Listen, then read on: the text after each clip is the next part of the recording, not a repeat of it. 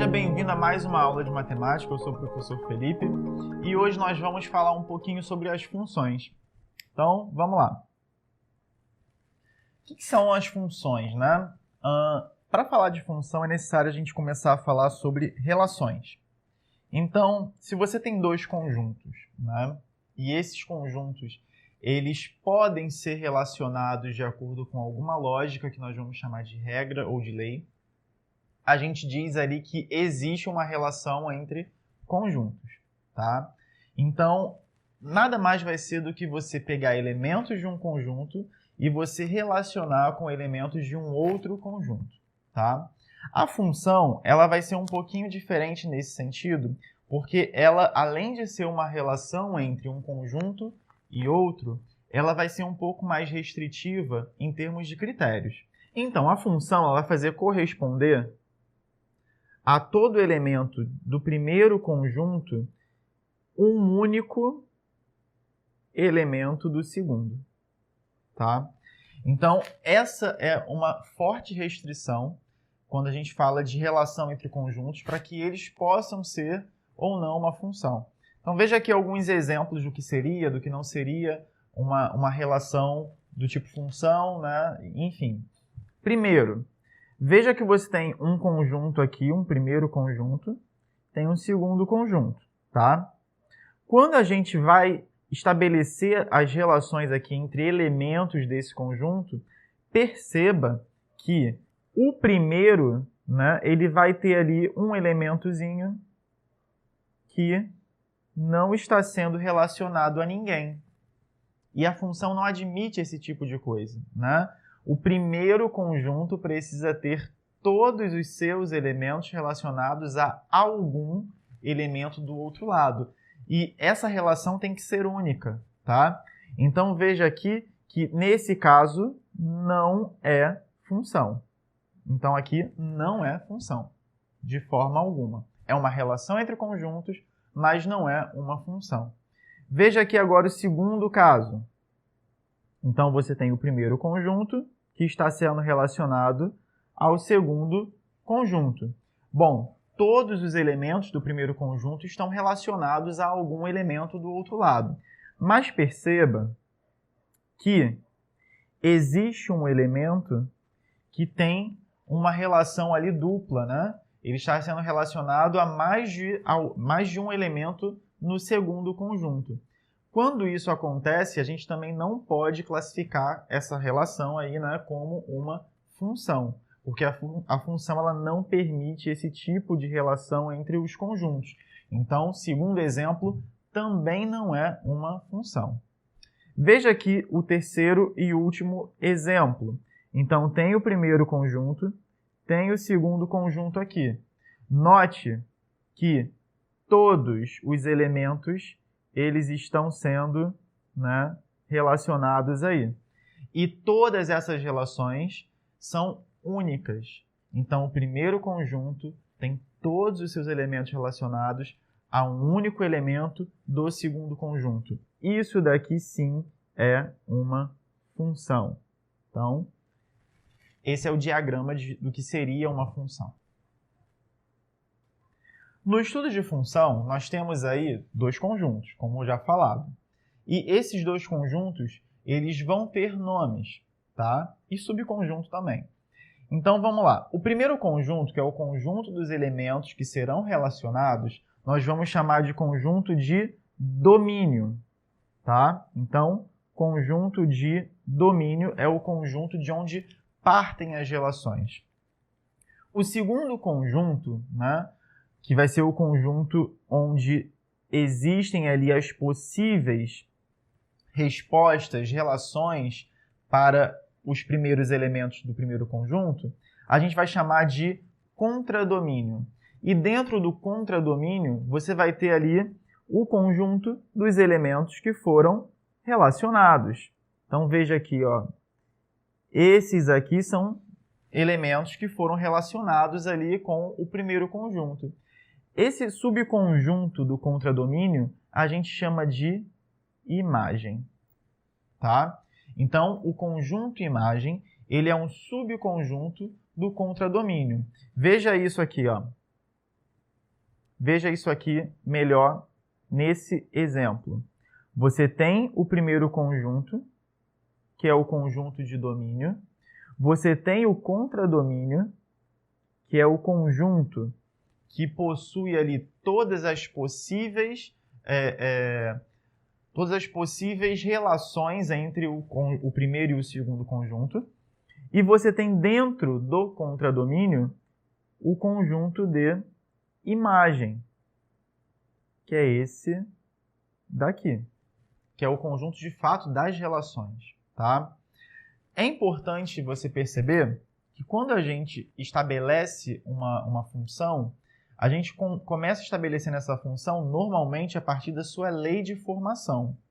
Então, veja, se eu falo para você o seguinte, eu quero relacionar os elementos x que estão aqui no domínio com os elementos y no contradomínio a partir de uma lei de formação. E essa lei é y igual a x mais 2, como está aqui. Então, essa relação ela vai acontecer da seguinte maneira. Pegue um elemento x que está no primeiro conjunto de domínio, a ele acrescente 2, e o resultado você vai procurar lá no contradomínio. Achado esse resultado, você chama ele de imagem, certo? De modo que y é sempre igual a função de x. E a essa função de x, a gente vai dar aí uma lei de formação, tá? Onde você vai pegar o elemento x, vai jogar na lei de formação e vai encontrar a sua imagem. Olha alguns exemplos de como isso acontece aqui, ó. Vamos considerar que todas essas funções que eu vou mostrar aqui agora, elas são funções de R em R. O que significa uma função ser de R em R? Ela tem domínio real e ela tem contradomínio real. Então, é uma função que vai trabalhar dentro do conjunto dos números reais, pegando um número real e transformando em outro número real. Uma outra forma de escrever esse R em R é por meio dessa simbologia aqui, que é a mais comum. Então, veja. Primeira função. F de x igual a 2x mais 1. Como que isso vai acontecer? Pegue um número real que está no domínio, um número x qualquer, tá? E multiplique ele por 2. Após isso, acrescente mais 1. Assim você chega na imagem dele, na f de x dele. Olha aqui uma outra função. F de x igual a 1 sobre x menos 2. Então, como que essa função opera? Pegue um número real, tá? Calcule ele aí, menos 2, e coloque esse resultado como denominador da fração 1 sobre esse resultado, tá? Outra função aqui, real. F de x igual a raiz quadrada de x mais 2 mais raiz de 2x menos 1. Como que essa função funciona? Você vai pegar um número x, você vai calcular a raiz quadrada dele mais 2 e vai somar com a raiz quadrada do dobro dele menos 1. A resposta dessa conta é a imagem dessa função. Aqui, f de x igual a raiz de x menos 3. Como que essa função aqui vai operar? Bom, ela vai operar da seguinte maneira. Calcule a raiz quadrada do número escolhido menos 3 e daí você vai encontrar a resposta. Outro exemplo. F de x igual a 3x mais 1 sobre x ao quadrado menos x. Então, como que essa função vai operar? Escolhido um número x, multiplique ele por 3, acrescente 1 e guarde isso como numerador de uma fração. Após isso, calcule o número ao quadrado menos o número e guarde esse resultado como denominador da fração. Após isso, calcule a fração e você tem a imagem do valor ali do x, né? A f do x. Outra função. F de x igual a raiz quadrada de 5 menos x sobre a raiz quadrada de x menos 2. Como que essa função vai operar? Calcule a raiz quadrada de 5 menos o número x escolhido sobre a raiz quadrada do número escolhido menos 2. E essa será a imagem do número x escolhido. f de x igual a raiz cúbica de x menos 1. Calcule a raiz cúbica do número menos 1 e essa será a sua imagem. E, por fim, f de x igual a 2 sobre a raiz quadrada de x mais 4. Então, calcule aí 2 sobre a raiz quadrada do número escolhido mais 4. E essa será a imagem do número escolhido. Então, é importante perceber que existem muitas funções, existem muitos tipos de função, e todas elas serão dadas para você de modo a você calcular a imagem do x, que é elemento do domínio, com base na regra estabelecida pela função. Para obter o domínio de uma função, o que a gente vai fazer é o seguinte. A gente vai observar a regra da função e, a partir dali, a gente vai começar a limitar o domínio para que aquela função ela seja, de fato, uma função, para que ela possa funcionar como uma função e não apenas como uma relação. Então, veja aqui. Se você tem uma função f de x igual a raiz quadrada de 2x menos 4, a gente precisa saber de que domínio ela vai partir para o contradomínio real, tá? Lembre, todo elemento do domínio precisa ser usado. Se houver algum elemento do domínio que não puder ser usado, essa função ela não poderá ser vista mais como uma função. Ela passará a ser apenas uma relação. Então, veja aqui. Como a raiz quadrada de 2x menos 4 ela só vai ser possível dentro dos números reais se 2x menos 4 for um número maior ou igual a zero, ou seja, não existe raiz quadrada de número negativo dentro do conjunto real. Então, esse valor que está dentro da raiz precisa ser positivo ou minimamente igual a zero. A gente vai, então, calcular essa inequação, chegando a x maior ou igual a 2, de modo que o domínio dessa função será qual? O domínio será x pertence aos reais, tal que x maior ou igual a 2. Somente esses valores poderão ser usados para domínio nessa função, certo? Segundo exemplo aqui, ó, f de x igual a 5 sobre x mais 1. Perceba que existe um denominador aqui, que é o x mais 1. E dentro do conjunto real, você não pode ter denominador nulo. Então, o que acontece aqui é que x mais 1 ele precisa ser diferente de zero. Resolvendo, a gente vai ter que x tem que ser diferente de menos 1, certo?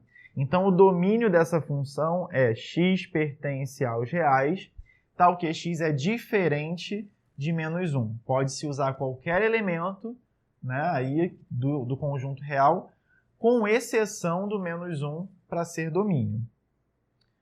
Um último exemplo aqui, ó, onde a gente vai utilizar um pouco das duas restrições. Perceba aqui, ó, f de x igual a raiz de x menos 2 sobre a raiz de 3 menos x. Qual seria o domínio dessa função? Bom, a gente tem x menos 2 dentro de uma raiz, né, de uma raiz quadrada. Então, daí a gente vai ter que x tem que ser maior ou igual a 2. Perceba que 3 menos x está dentro de raiz quadrada e é denominador também. Então, nesse caso, né, a gente vai colocar que 3 menos x tem que ser estritamente maior do que zero.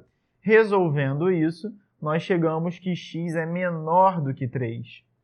Quando a gente vai ali, né, e percebe que tem duas restrições, a possibilidade de domínio ela vai ter que atender às duas restrições.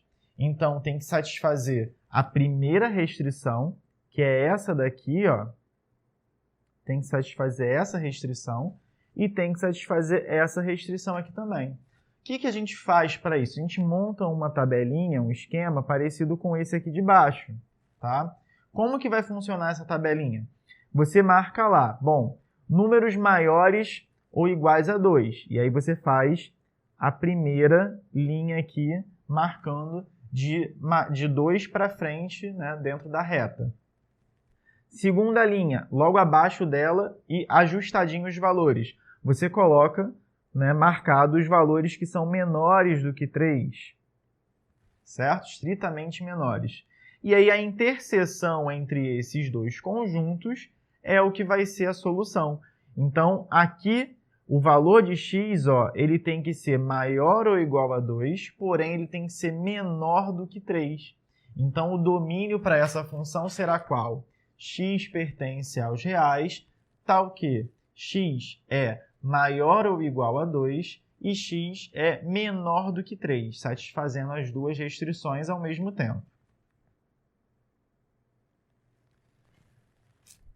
As funções elas têm representação dentro do plano cartesiano, né? E a ideia de você construir o gráfico de uma função é tornar mais simples mesmo a visualização e entendimento de como aquela função opera.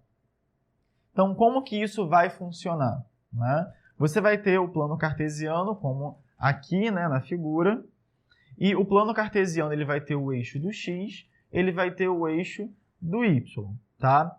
E aí, nesses eixos, você vai começar a trabalhar a sua função.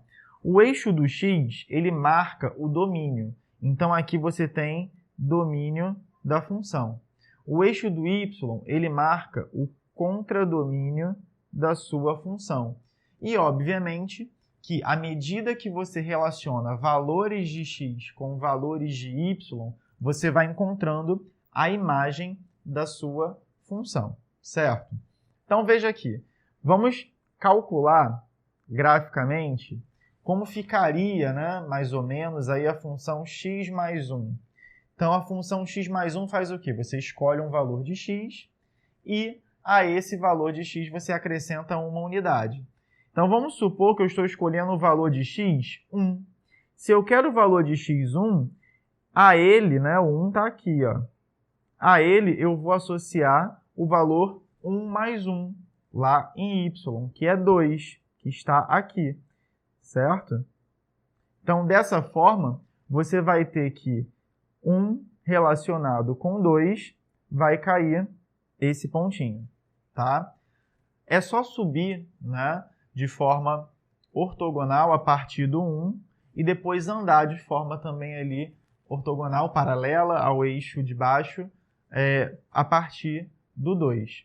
Se você calcular ali a f de 3, bom, é 3 mais 1. Então, você vai procurar 3 no eixo do x e vai procurar 3 mais 1 no eixo do y. 3 mais 1 é 4, de modo que você vai estar aqui, ó,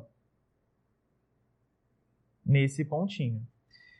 É basicamente isso. Você calcula a f do seu elemento de domínio, acha a imagem e vai associando. A associação no plano cartesiano, conforme já visto na escola, conforme já visto, né, anteriormente em outros momentos. Só que dessa vez para associar com elementos de função. Olhando para o gráfico de uma função, né, a gente vai ter aí basicamente elementos importantes e vistos, né, de cara dentro de uma função. Entre esses elementos, nós temos as raízes da função. Tá? O que seriam raízes de uma função? Raiz de uma função é todo valor de x presente na interseção entre o gráfico da função e o eixo do x. Então, veja ali, ó, nessa função, né, você tem 3 momentos em que o gráfico ele encosta no eixo do x. Os valores de x marcados ali serão chamados de raízes da função f, tá? Que marca aí esse gráfico. É importante, né, saber aí, entender aí o seguinte: toda vez que eu tiver f de x igual a 0, toda vez que eu tiver f de x igual a zero, eu tenho o valor de x que vai me entregar uma raiz, tá? Então, se eu quiser obter raízes de uma função, eu preciso igualar a expressão dessa função a zero, porque f de x igual a zero representa aí, né, que esse x ele é raiz da função. Veja aqui exemplo. Eu tenho a função x mais 1. Quero encontrar raiz para essa função, né? Ou seja, um valor de x que iguala ela a zero. Então, eu vou calcular x mais 1 igual a zero. E daí eu vou resolver essa equação que surge, tá? Resolvendo, nós encontramos que x igual a menos 1. De modo que menos 1 é raiz da função f. Para qualquer função que você tiver, tá? Seja ela de qualquer tipo, querendo calcular a raiz dessa função, você vai basicamente igualar ela a zero. E daí a gente já consegue estabelecer uma relação interessante entre função e equação. A equação, ela é o mecanismo pelo qual nós vamos encontrar raízes de uma determinada função, cuja expressão foi igualada a zero. Bons estudos, pessoal. Até a próxima aula.